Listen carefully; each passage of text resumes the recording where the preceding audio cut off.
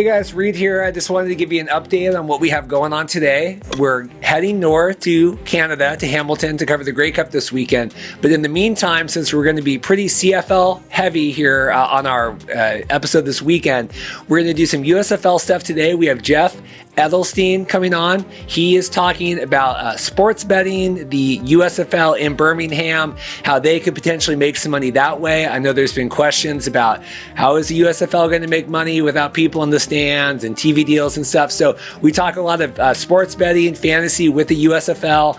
Jeff's a really great interview that way. Then we have Mickey Shuey coming on. Mickey is the reporter that kind of broke the whole Spring League lawsuit with Brian Woods. We get an update with Mickey. He's been talking with Brian Woods. We talk about where that lawsuit is kind of heading and what's going on with that. And then I do talk with Greg Dunnett. Greg is the director of the Grey Cup, so we're kind of segueing into the CFL coverage here. We talk with Greg. He's in Hamilton. We're kind of prepping for the Grey Cup this weekend, kind of the activities that are going on, how they hope to kind of grow the Grey Cup and the Canadian game moving forward in the future. Greg, great to get him on and kind of get included in that. And then as a final reminder, we're going to do our big live show this weekend, Saturday. It's going to be noon Pacific. It's going to be 3 p.m. Eastern, local Ontario time. We're going to be at the George Hamilton Restaurant and Brewery in downtown Hamilton. So if you are in the area, please come by, say hi. We have some guests already announced via the Twitter at the Markcast. Dan Ralph, Canadian Hall of Fame reporter, is going to be on the show. Dave Naylor is going to be on the show. A lot of other former friends and guests of the podcast are going to be there. So either watch online. We're going to have the episode posted. We're going to be streaming live from Hamilton, or stop by if you're in town. It's the George Hamilton Restaurant and Brewery. And again, thank you guys all for your support. Please like and subscribe. USFL stuff. We're going to have some more XFL interviews coming up, and then obviously our big CFL coverage this weekend with the Grey Cup in Hamilton. Thanks again, and enjoy the episode. Well, we have Jeff Edelstein here today with Sports Handle and US Bets. We're talking a little sports betting. We're talking a little USFL, which I know will be of great interest to our listeners. How are you doing today, Jeff? I'm good, man. How you been? We're good. This is any chance we have right now to talk USFL with someone. I'm curious, your article came out last week. We're talking, the title of this episode is going to be, how will the new USFL make money, right? Because a lot of concerns have been done with, limited attendance, right? We're in Birmingham, TV contracts, all that. So this is of great interest to me, and I assume our listeners as well. How did you get involved in covering this piece and working on this story? Probably because I'm a little bit of a degenerate daily fantasy sports player, quite frankly. And yeah, when the XFL was playing, 2 years ago, I was playing the daily fantasy sports with it, because I love football, right? And I enjoy having a little money on the games. And, it was something fun. And so I kind of followed, the AAF when that was around, and I followed the XFL a little bit when it was around.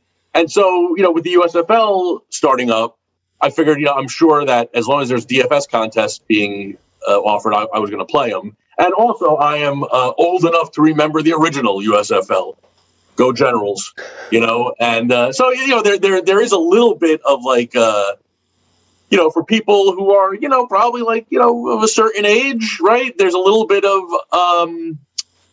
childhood that comes back with the USFL for sure, So I'm definitely rooting for it to succeed without question, Yeah, so that was my interest. I used to work in news too, and I'm trying to figure out, did someone suggest this story to you, or did you kind of put the pieces together? You said this new. How did you hear? Because we're still trying to gauge, right? How big of a deal is this new, right, rebrand, relaunch?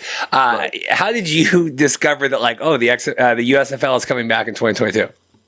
Probably just I saw it on Twitter at some point. I'm sure. I'm sure it'll just pass by my news feed at some point. And then as soon as I saw it, I knew that I definitely wanted to write about it. And, we cover the gambling industry, from soup to nuts, really. And for me, I think that, all these leagues in the past, the last few years, they've struggled out of the gate, XFL and AF. And obviously both, kind of folded before they even had a chance to get a full season in. I think the one thing that is different this time around for the USFL, well, two things really jump out at me. One is the fact that Fox Sports owns it, right? And, Fox has, Fox Bet has, they have their own, branded sports book. So that's going to help. And the other thing is that I don't have the numbers in front of me, but when the AAF launched, I think there were 3 states that had legalized online sports betting. Then with the XFL, I think there were 8 or 9 states. By the time the USFL kicks off in the spring, I think there might be up to like half the states in the nation might have legalized online sports betting. So I think it gives the USFL a little bit of a leg up. Now, of course, just because it's legalized sports betting doesn't mean people are going to be betting on it. But I think it does give them an opportunity to really, if I was running the USFL, I would certainly be leaning heavily into sports betting, leaning heavily into the daily fantasy side of this to try to get people who enjoy gambling and who enjoy football and enjoy daily fantasy sports together again in the spring, because Lord knows we love doing it in the fall and winter. Well, yeah, and those numbers match up. I was rereading your article this morning. Those seem to be, and that was shocking to me as well. Was we've covered a lot of the CFL, them passing legalized single game sports betting up there right now. Before that, I'm sure you know more than I, but like it had to be a parlay, and now you can do whatever. So we've tracked a lot of that because here's the CFL, been around 108 years, still trying to figure out how to maximize revenue, get more revenue. So it would make sense, in the States as well, that maybe if you had a league that wasn't as established as the NFL, trying to figure out any additional revenue stream we can have. I guess the jump in numbers from, were the AAF to the XFL. Now, I guess I never realized it wasn't as legal in the States. I thought it was more across the board that you could do it. No, I mean, again, it was just, 2018 was when, the Supreme Court overturned the PASPA ruling, which allowed for sports betting. New Jersey jumped in immediately. Pennsylvania was next, but it's been a kind of a long, torturous process for a lot of states. And you have to remember, still not legal in Florida, still not legal in California, still not legal in Texas, about to be legal in New York. Those 4 states combined is like, nearly half the country, So it's still like obviously a big growth space, still legalized sports betting. And again, I think, now will legalized sports betting necessarily, will it increase the revenue of the USFL? I mean, not directly, but certainly indirectly, because the more people that watch the games, the more they can charge for commercials, and and all the USFL needs to do, as far from where I'm sitting, is get through this first year. If they can get through this first year without folding like the other 2 leagues did, then I think they're on the right path. And again, by leaning into the gambling aspect of it, and really by and I don't know what their plans are with this, but if I were them, that's the route I would take, because another interesting point that has been underreported right now. Right now, Major League Baseball is the players are locked out. Right now, will this spill over into spring training? Probably. Will it spill over into the regular season? Maybe. And if all of a sudden, if Major League Baseball is going through this labor problem, and people who normally would turn to baseball to get their DFS or sports betting fix don't have it, the USFL is sitting right there, ready and waiting for them.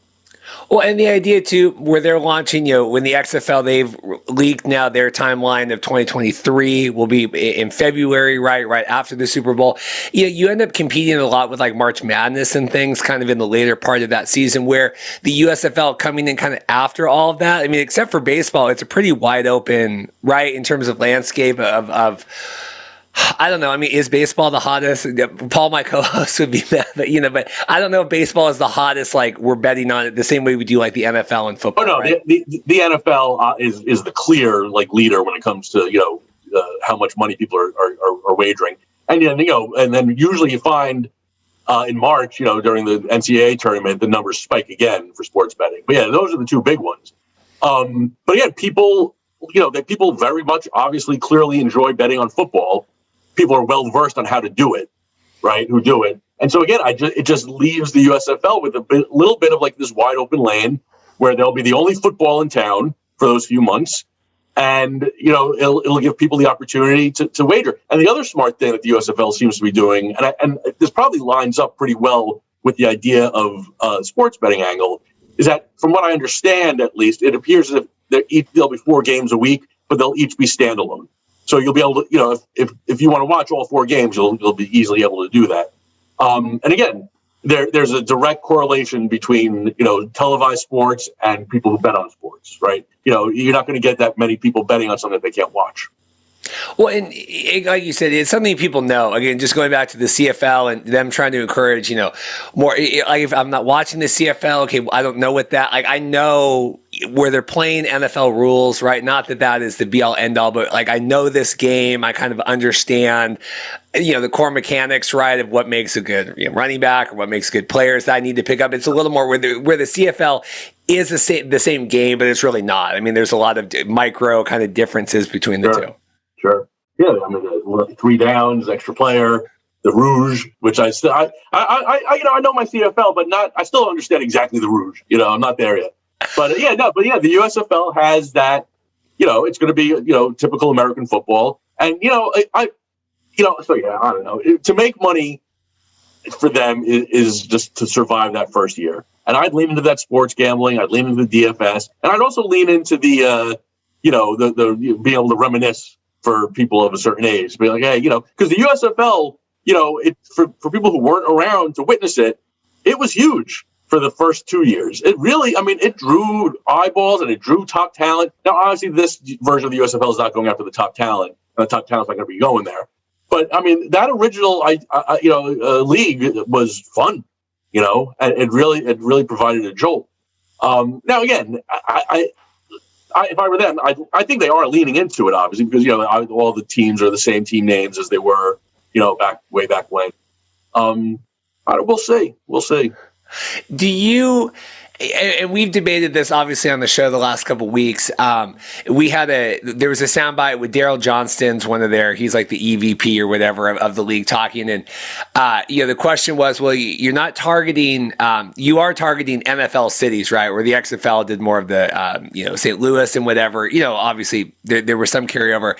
And his response was, well, these were the kind of the trademarks we had. These were the old names. And I wondered from a 2022 league basing cities and ideas right off of properties that were established back in the 80s. I mean, what do you think about that as someone that covers the sports landscape? Like, well, that was a good city that we chose back in 82. So we're going to do that in 2022. It's a 40-year difference in terms of what major cities might draw more viewership. That's true. I don't know how much I have to worry about in this first year being that. Have they announced Birmingham as the host city yet? Or this is all presumed. Yeah, we're right. Still waiting on that. Yeah, I don't know how much it matters that first year, right? Because they just need to survive, and keeping costs down will work out. Would it shock me if they survive the year and are going into 2023, and maybe the Philadelphia Stars become the Delaware Stars? You know what I'm saying? Or if the New York team ends up playing in Cincinnati, who knows? I think right now it's just those, as Johnson said, those are the trademarks. They have them, they're using them, they're leaning into the the reminiscing part of all this. It's hard to say whether or not are they really going to play at MetLife Stadium in 23? That seems it would be impressive, right? It would be an impressive feat. But I just hope they get through 2022. Honestly, I want to see them get through 2022. I want to see them put a good product on the field, right? I want to see them really, really, really take advantage of legalized sports betting. I really, really want to see them take advantage of daily fantasy sports. And listen, the NFL can talk about being the most popular league in the world and the billions of dollars each franchise is worth, and blah blah blah. Take fantasy sports out of the equation. And the NFL is not what it is today, right? Take sports betting out of the equation. The NFL is not what it is today. There's no question in my mind that that's true. Football it just lends itself really well to sports betting and daily fantasy sports. And for the USFL to succeed, they're going to have to really, really, really, really embrace it.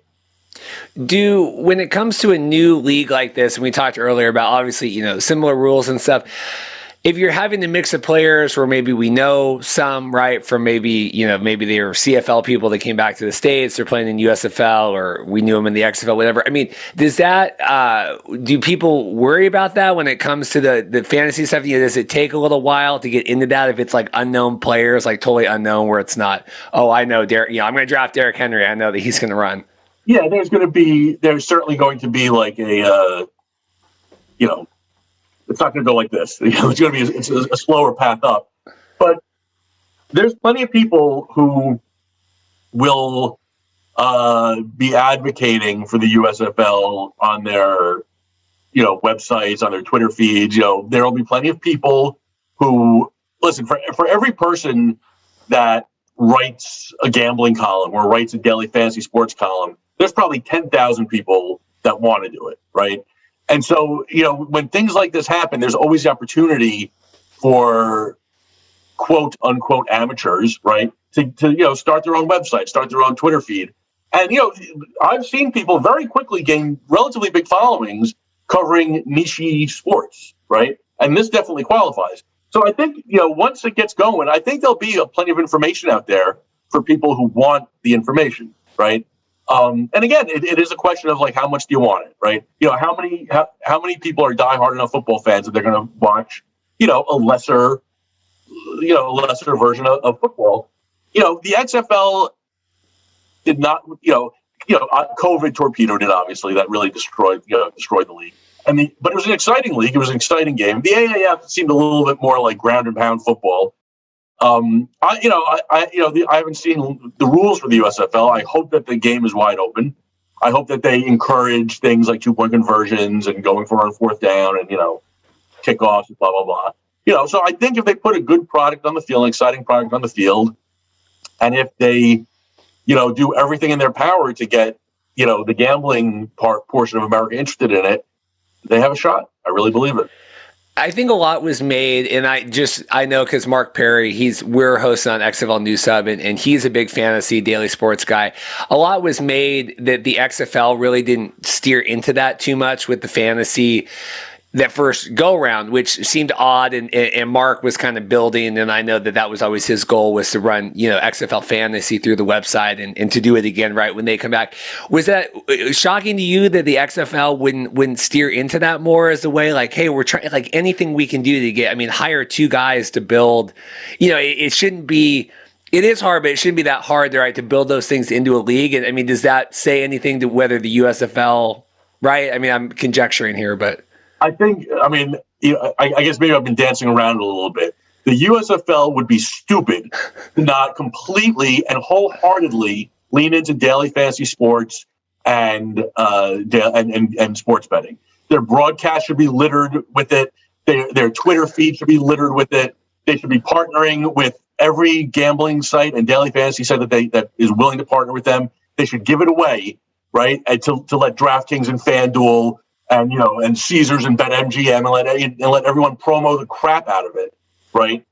Just give it away. Because that is, listen, I'm not breaking news here that sports betting is, growth industry and clearly on the rise. For any league to not lean into it, you're shooting yourself in the foot. You're starting behind the 8 ball. You're putting yourself in a position to fail right from the get-go. So hopefully the USFL knows this and sees this and goes with it. And again, being owned by Fox Sports, that leads me to believe that they know this to be true. Yeah, just kind of my last question to kind of round out this conversation, because just a lot's been made of, it's in Birmingham. How many people are actually going to go to the games, right? Are they? And a lot's been made that this is more like you're producing a reality TV show, right? You're producing content here, right? It's not so much like you need fans in the stands, right, to make it appear as though it's a football game, right? But ultimately, you're producing it for the TV viewers, right? And because of that, you're producing that for potentially, sports betting and fantasy players to be, giving them more incentive to watch. It doesn't necessarily matter if you have 5,000 or 20,000 people in the stands, right? It's the viewership across the country. I'm just wondering, like we've said, if I'm in Philadelphia or Seattle, do I care about the New Orleans Breakers game? I don't know. And that's what we're going to find out. Not this year, you won't. That seems impossible, right? Because, there's no home teams, right?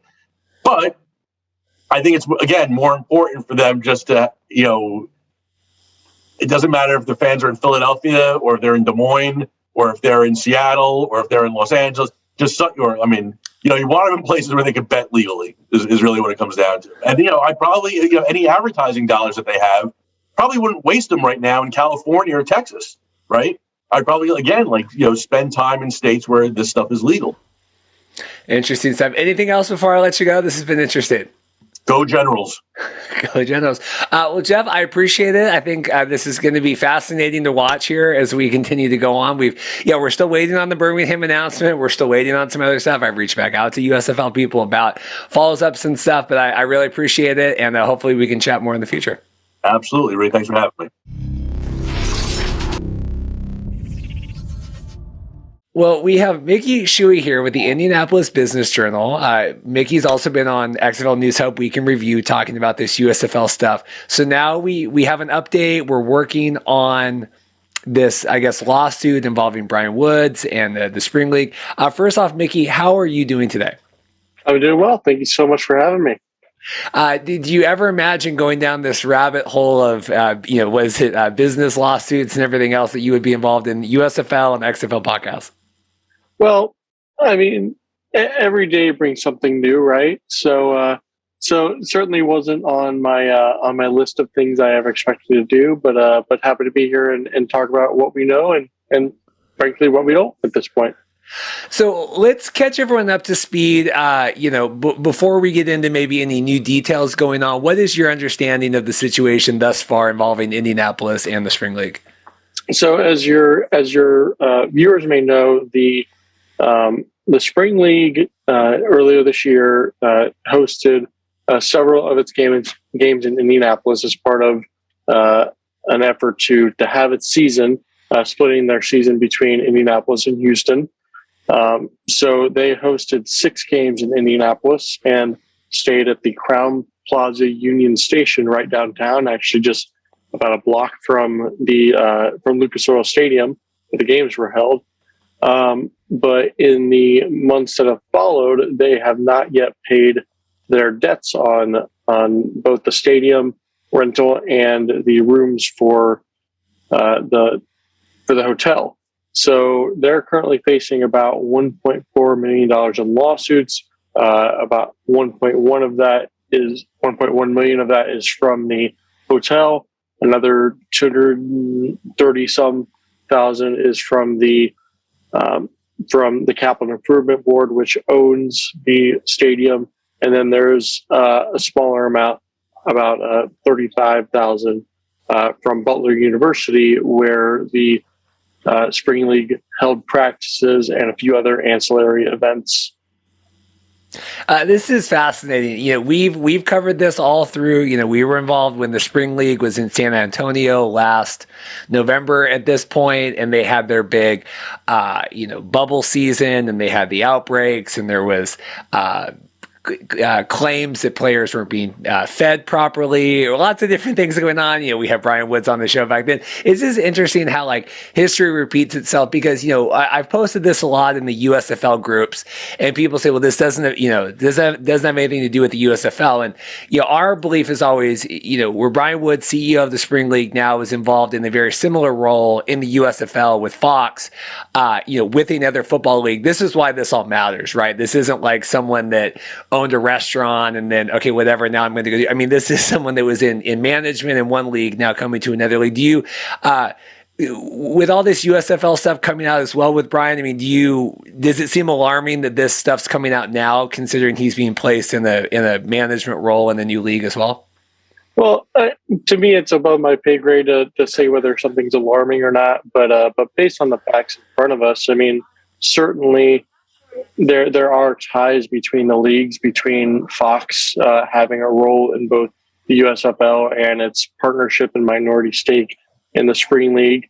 I've had the opportunity to speak with Brian a couple times, and I think you would probably agree that he's very passionate about what he does, and really for him it's just like it seems to really come down to the financial questions, and it seems like there's other investors in these leagues, but where that money goes and why these bills aren't being paid is kind of the question that's at the top of my mind. So whether it's for the Spring League or for the USFL, I think the question really is, are the funds there for this to be successful?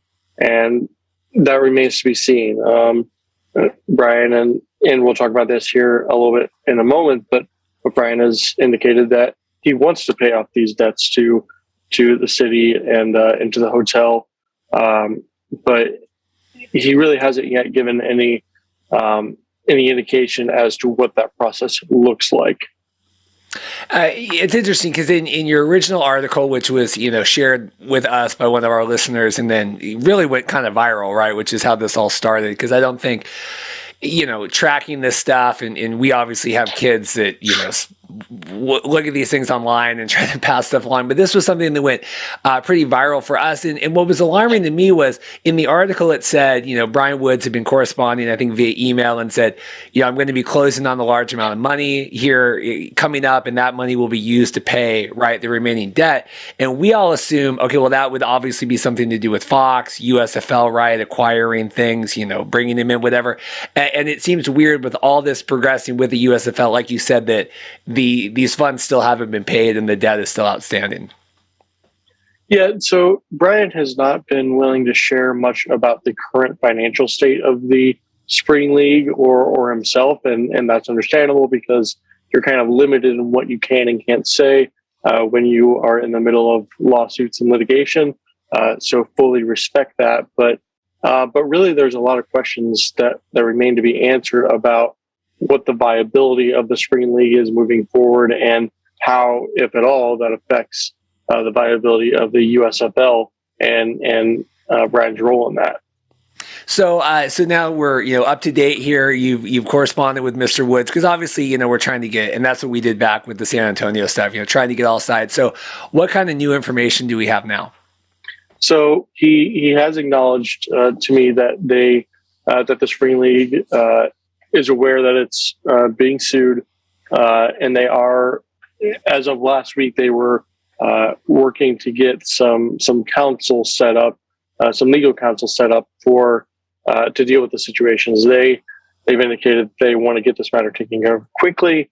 I have not yet spoken with Mr. Woods yet this week, but he had indicated that there may be a possibility that it could get wrapped up relatively quickly.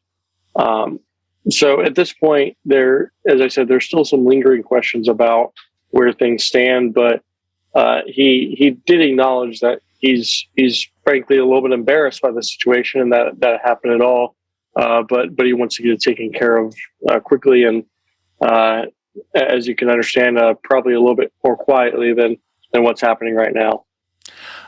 You cover a lot of business, stuff, real estate transactions, things like that. Something that has been ongoing since, May at this point, and then correspondence and things back in October. Now we're in December. Is that a normal timeline for length of still owing money on something and working towards a resolution? So typically, really, the city has not had a situation like this that I've been able to come across in my research. And the documents that we've seen had due dates of June to August of when they needed to be paid, of when these bills needed to be paid by. So I think it's rare that this happens. It's unfortunate when it happens. But in business, there's always going to be situations that pop up from time to time of somebody having money issues. I mean, it's as much of a given as the sun coming up every day and setting in the evening. So it's unfortunate when that happens, but when it does, it's significant because Indianapolis is a city that's known for taking risks on big events. I mean, for goodness sake, the city hosted the entire NCAA men's basketball tournament earlier this year and pulled that off with very few hitches, if any. So the city is known for its commitment to sports. And when something like this happens, the question needs to be asked, I think, why did it happen? And it really just, it seems like a combo of bad luck and based on the interviews that I've conducted, maybe a lack of research done on the league ahead of time because, as I point out in the story Running Friday, they could have done a simple Google search and come across a couple of these issues that you've touched on and that have been written about in the past. What we've never gotten, and obviously the USFL is different now with, presumably going to be paying players and things to come in. The Spring League never paid their players, right? It was a pay to play. Some people got, waivers to come taken care of. I think there was a small amount of money owed, to some of the outstanding players, that to draw them in. But I never understood where the money went, right? We're on Fox, we're being advertised. There is viewership, right? Anywhere in the May season, 300 to 500,000 viewers, a game, right? Depending some of the FS2 games, but I just never got, and like you said, where is this money going, or where does it end up when it's not being paid? Presumably the hotels and stadium would be the most significant, right, fee of anything that was incurred by the league, right, in their time in Indianapolis. I mean, what other money would be spent there, except for coaches, right, and equipment? Right. And really, I mean, as I said, Brian was not willing to really talk about finances of the league, which, again, is his prerogative. But I mean, if you think about it, if there's 450 players in this league that each have to pay that $2,000 fee, then that money is going to go away fast. That's about $900,000 that's coming in on top of whatever they're getting from a TV deal, whether it's just kind of trading goods and services. In that case, I don't know. But there's really not a lot of money coming in from the participants in this model. And especially this year, there really weren't a lot of fans because of COVID protocols, especially here in Indianapolis. Very few fans attended the games. I don't have specific numbers, but Mr. Woods himself acknowledged that there really were very few fans who went to the games because the games weren't marketed all that much. So there's not a big pot of money there in the first place. It will be interesting to see, though, what approach the USFL takes and how they handle paying players and generating revenue moving forward. What was most interesting to me when you talked with Mark was kind of your, and I mean this in all the polite way, like really didn't even know this was going on like in the city because of how minimal of a deal it was, mm-hmm. right? That it's just like, wow, like this is you, and you said like, I'm someone that covers the sports beat, like all these things, and I didn't know this was going on here. Weird, no marketing. We've heard various theories that, they didn't want to market because they wanted to be able to prove the value of it on its own, right, before we did all this stuff. But just weird to me, all of this whole situation. I mean, any other weirdness of this that strikes you from anything else you've uncovered? I mean, you kind of hit on the head that it was strange to come across this lawsuit, or to have my colleague forward me this lawsuit and prompt me to write about it, because it did come out of nowhere. I covered the Fullman's basketball tournament. I've covered IndyCar and the NFL. And this is the sort of thing that in typical years would probably have caught my eye if there was any sort of marketing for it, because I mean, I like to think I'm good at my job, but frankly, it's readers who are letting us know about some of these things and saying, hey, what is this? What's going on here? And we didn't really have anything like that happen this time. I'm still a little bit perplexed as to how that happened and how these games occurred without it even being up on my radar. But in any case, I think the most intriguing part of all this is that you and I wouldn't be able to get a hotel room anywhere really without having our credit card and either paying a deposit, paying in full, or having our card on file so they could charge us as soon as we leave. But then an organization, whether it's this organization or any large group, can go to a hotel and say, hey, we promised to pay you this money at some point, and seemingly didn't even have to put down a deposit. That's really the most intriguing part to me about this. And in talking to people, that's how the business works. It's just not something you think of that often. So just kind of thinking it from that perspective, it's really interesting that is able to happen at all. Do you any insights into why that happened in this particular case? I mean, obviously, Lucas Oil and all that. Everyone's been talking to you, or at least in the lawsuits. Any indication why they just took the good word of this? Well, at Lucas Oil, they did have to put down a $75,000 deposit, and they paid that no problems.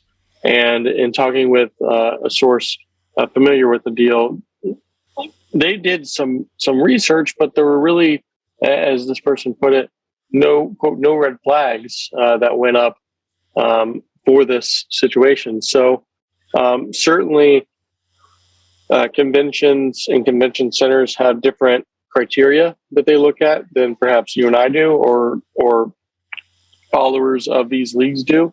But I mean, Indianapolis has built a good reputation of bringing in strong events, and by all indications, they thought this was going to be just another event, and there weren't going to be any problems. So yeah, I mean, it's one of those things that fell through the cracks, and I think it's left the city with a little bit of egg on its face. But in the grand scheme of things, $1.4 million isn't going to make or break the Indianapolis Convention Center. They have a strong reserve, and I'm sure the hotel will be just fine too. They're not going to want to have to absorb that $1 million loss if they have to, but I don't expect that that's going to have any long-term detrimental impact on them.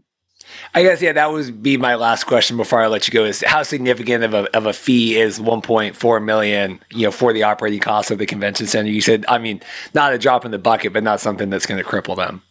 Yeah, I mean, this year the convention center had a budget, I want to say around $130 to $150 million. I mean, and that was operating with a deficit just because of pandemic related expenses. But it's not going to cripple them, but it's still significant in the fact that this happened at all. And I can tell you that people aren't exactly thrilled that this is happening, but they're also not. I would be surprised if anybody lost their job over this situation. Okay. Well, Mickey, I appreciate your time today. We'll keep you up, keep us up to date with everything going forward. And, hopefully we talk again in the future when all this is resolved out. So I appreciate your time. Thank you so much for having me. Well, I'm excited today. We have Greg Dunnett, the director of the Grey Cup Festival. We're getting ready to come up to Hamilton here. This will air kind of as we're hitting the road. How are you doing today? Reed, I'm doing great. The Grey Cup officially arrived back in Hamilton this morning, and it's the first time since '96. So a great kickoff to our Grey Cup week, and a ton of exciting stuff to come as our hometown boys hopefully bring this one home. Yeah, I want to talk about that first off. I mean, obviously you want to be an unbiased, right? You're working, whatever. But I mean, it's got to feel good to have Hamilton here representing at home, being a part of all this. I mean, 100%. I grew up here, and so the last time we raised the trophy was '99. The last time we hosted was '96. I won't give away my age completely, but I was in high school for both of those ones. So I just the excitement in the city is palpable, and I think that comes from just everybody being incredibly excited in this opportunity to win a championship at home. Doesn't happen very often. I think we're the first team. Last time was 13 with the Riders there when they got to do that. So it's been a few years since someone got to do that, and hopefully this year that's what happens. So. Yeah, it seemed like once Hamilton kind of progressed on, tickets finally, there was a few lingering tickets sold out. It seems like excitement really is at an all-time high just in terms of the Hamilton buzz kind of going into it. Yeah, the game sold out. And I mean, again, with the fact that, we are still in the midst of a pandemic, it's fantastic. The response has been incredible, not just in our city, but across the country, and in terms of people coming to the game. But yeah, our Ticast organization has an incredible season seat holder base, and they've shown up at a great level. And then now, the people who were kind of waiting to make sure the hometown boys were in the game, they jumped in very quickly. Obviously Sunday, to your point, we sold those last few hundred tickets to get us over the hump and sell the game out. So it's pretty incredible. How much pressure is it? It's been a weird season, right? Lots of protocols and things. This being the first real, let's get everyone in, have fun. I mean, just not pressure, but just like we want it. It's everyone coming together finally, right? To have the excitement. I mean, how much pressure is it to really deliver a quality event for everyone coming? Yeah, I mean, that is from stadium to fest, or Grey Cup week as we're calling it this year, is that is really the number one objective, right? Is to first and foremost, we're going to make a safe environment for everyone, and then second of all is putting on the world class events and the events that are synonymous with Grey Cup. So obviously, with a modified Grey Cup festival or Grey Cup week, because of the fact that the pandemic was impacting our season throughout, we had to go that route. But at the end of the day, those key events that expand and make the game great, like coaches conference and media availability, and the commissioner will do his state of the league for both the media and the fans. So all of those events are going on. And then, when I took this job 2 years ago, the team parties at every Grey Cup are kind of the heart and soul of a Grey Cup. Anybody who goes, it's just an incredible experience where people in 9 different sets of colors from head to toe show up and get along great and have a fantastic time and consume a few beverages and really it really is the coming together of the nation. I, as someone who's had the privilege to go to 10 to 12 Grey Cups, I would say the team parties and the Grey Cup as a whole is just a great sense of Canadiana, because people do wear their colors from head to toe. And as a generally modest country, we don't always do that, but a Grey Cup, everyone does that. And so it's a really fun, exciting experience. And as I've said to everyone who hasn't had the opportunity to come to one of these yet in our city, you got to come out and you got to check it out, because it's such a fantastic, it's just different, but it's such a good difference. So we've got those great events that are going to make the fans have a great experience leading into game day. And then I think, the game day experience that has been put together from the South End Social and Twisted Tea to the halftime show with the Arkells and the Lumineers and K-Play is a pretty amazing conclusion to the game day and end of the week as a whole. Yeah, I want to talk about the kickoff too. I want to talk about the music stuff. But does when you guys are trying to put this together, promote, and obviously Hamilton is getting the Grey Cup era, everything Grey Cup and everything again in 2023. So much has been made. Growing the CFL game. Most of our listenership, it's probably 70-30, right? Canadian to US. Where we have the majority in the US. For people that are discovering the CFL now through past talks with the XFL, different interests in alternative leagues besides the NFL, does thought given to embrace that? What do you guys do to help that overall arching mission of trying to kind of grow the CFL game as it is needing to continue now, kind of in the future? Yeah, I it's starting with that foundation of those key events, right, that I just talked about, and with what we've with where the world has been this year, this was what we needed to do to ensure that when we come back in 23, we've got some pretty nice cards up our sleeves for 2023 in terms of events and experiences that are not only going to make, they don't only showcase Hamilton. So again, and Reed, have you been to Hamilton before? No. We're going head first in there. Okay, here we go. I love it, because the Hamilton that you would have seen in 1996 compared to the Hamilton, and it's 2 completely different cities. So when what we're trying to do is we're trying to showcase what's amazing about the city of Hamilton, and we've got events that we had started down the path of planning that have now we'll pull back out in 2023. So we've got those key events, but then you want to grow the game, and you want to make, right. Part of it is building on the successes of previous Grey Cups. So, one of the things that happened in Calgary was Eastern Social House. So instead of the Argos and the Ticats and the Owls and the Red Blacks all playing kind of smaller, hosting smaller parties, we all came together to host a bigger party. That's kind of what we got in Hamilton this year. We've got an Eastern Social Hall and a Western Social Hall, and both of those events will prominently feature the two teams playing in the game. However, I think that's a model that can help us grow the game going forward.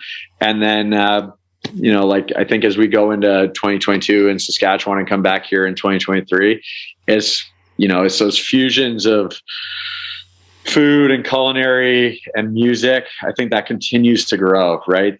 The fusion of sport and music. And that's what we're going to look to do is continue to grow that. So it becomes an experience. And people come to the Grey Cup here in Hamilton in 2021, and they go, I'm going to go to Regina because that was so much fun.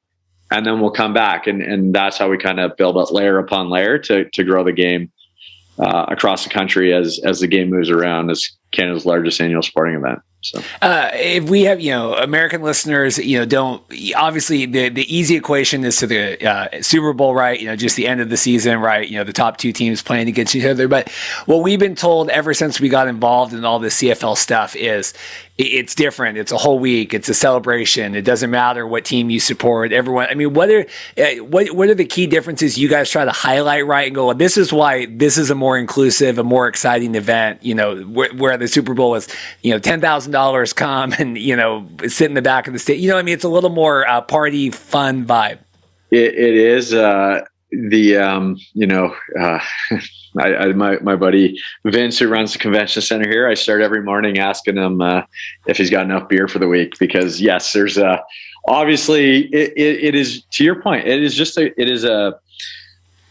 a party, and it's but there's a sense of closeness that I think it hasn't, it's not overly corporate. It is people from all walks of life come together.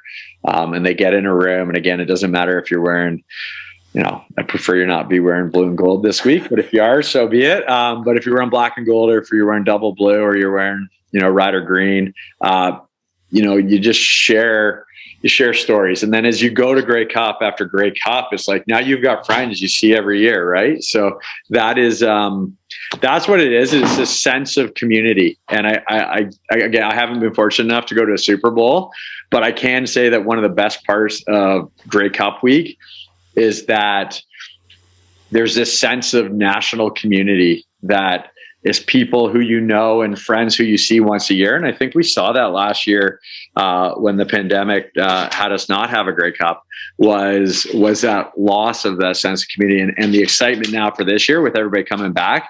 It has been incredibly noticeable, not just in our local market, but across Canada here.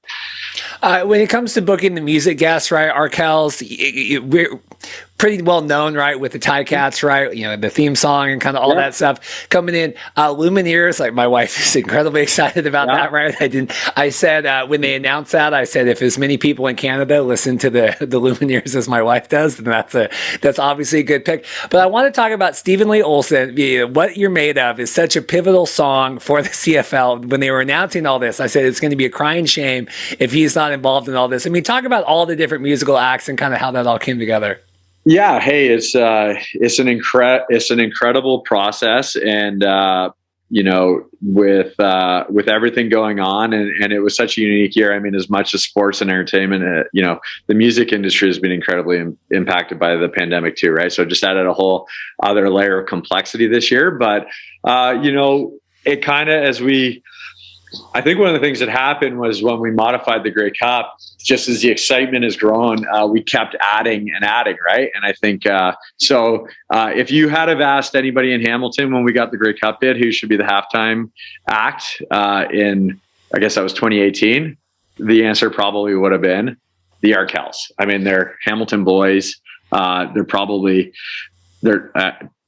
probably inarguable at this point that they're the biggest rock band in Canada and making waves with their songs on sportscasts across North America. So that made sense. The Lumineers to your point, my wife and your wife are going to get along because they are equally as excited. I think both Arkells and Lumineers are two of my wife's 5 favorite bands. So that's fantastic.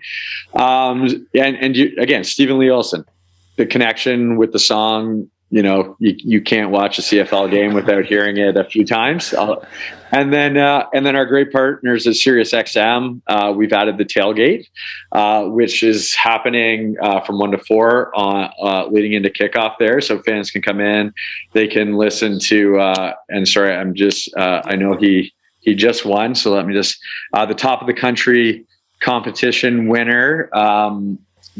Havaya Mighty and the Trews. And again, the Trews, though a Halifax band, consider, I should say out east band, I'm not sure they're from Halifax. The Trews, they consider Hamilton to be their home. So, again, it's that tie into that local, but bands that have a national and international impact. So that's kind of how it all came together.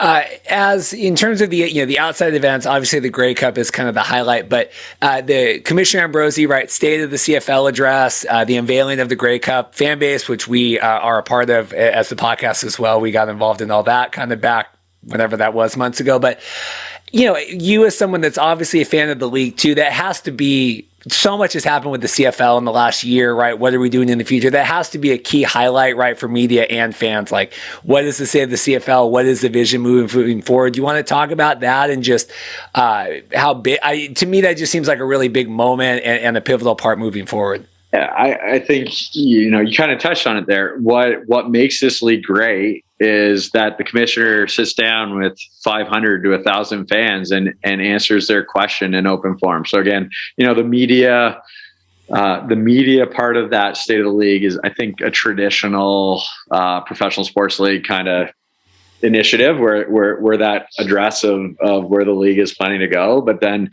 I think one of the great things that Randy has done is get out there and talk to the fans. So whether with this fan state of the league, he did his Randy road trips back in the day, and it really, it is that communicating with the fans and bring, understanding how they want the game to grow. And I think that's a huge part of what the CFL is all about is listening to our fans. So I think, to your point, that event is just a great way for fans to have that opportunity to speak their mind. I mean, I think Randy's usually got to get some softballs, but he usually gets a question or two he's got to dodge. But that's an important thing to have transparency in your league, and I think Randy does a great job on all of that. Last question for me, just as a fan yourself, I mean, where do you want to see the league progress, and where do you want to see the Grey Cups keep going, and where do you want to see things grow kind of in the future? It's a good one. I mean, it's I'm a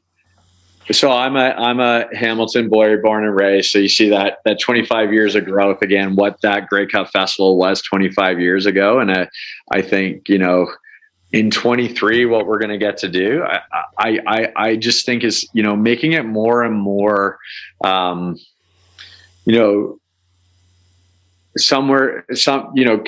to grow that base where people want to come across the country and experience this. Because when you do that and you create platforms that allow, all groups within the local marketplace to participate in it, right? More inclusive. That's incredibly important. And again, I keep referencing everything we had planned or that we'll do in 2023 that I'm gonna keep in my back pocket for now. But I think that's it.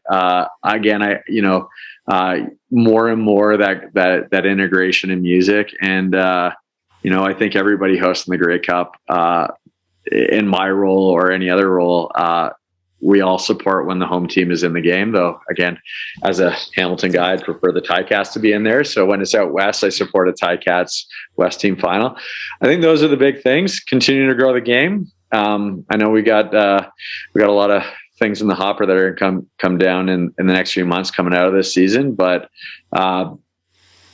turning it into a week-long celebration of our country, our league, and our communities is what we're going to continue to try to do. So, well, Greg, it's a busy week. I'm sure like I said, the trophy flew in today. I know it's a busy week. I appreciate you taking the time to sit down and talk, and we're excited to be up there. And finally, we've heard about this all year, so we're going to be a part of everything, and I'm very excited to see what you guys have to offer. So, well, Reed, a pleasure to meet you. I'm excited to have you here in Hamilton, and as per Grey Cup tradition, when you get in town and we run into each other, we'll make sure we have a beer together, and we'll celebrate a big game on Sunday night.